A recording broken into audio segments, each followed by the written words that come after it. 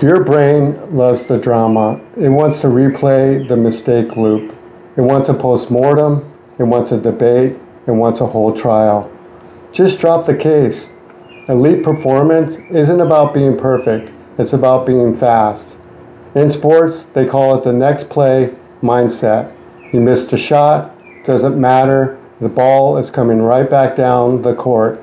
But if you're still beating yourself up over that last play, well, you just blew the next play. Dwelling isn't a sign of discipline. It's a distraction.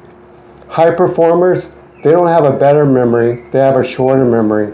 They reset in seconds, not days. You can't rebuild a new neural pathway if you're still mourning your old neural pathway. Stop asking, why did I do that? And start asking, what's the immediate next right move?